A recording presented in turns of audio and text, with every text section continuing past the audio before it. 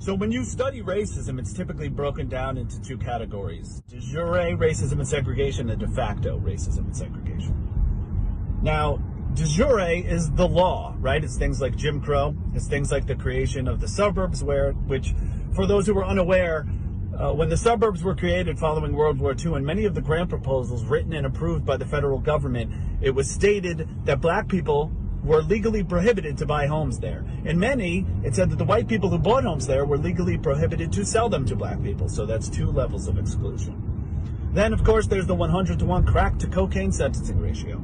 Crack and cocaine are the same drug. They are chemically the same drug. But crack was typically used by black and brown people, and cocaine was typically used by white people. 100-to-1 sentencing ratio. And ridiculous disparities in sentencing like that are present across the criminal justice system and have been for decades and continue to be. The crack to cocaine sentencing ratio is still 10-to-1. And there was a prevailing notion in the United States that the United States is more impacted by de facto racism and segregation than de jure. And de facto racism is essentially just the racism that exists, right? It's the racism that is in the air. People are racist. We acknowledge that, but it's not written down in the books as law. However, when you dive into the subject, it's clear that that is not the case here.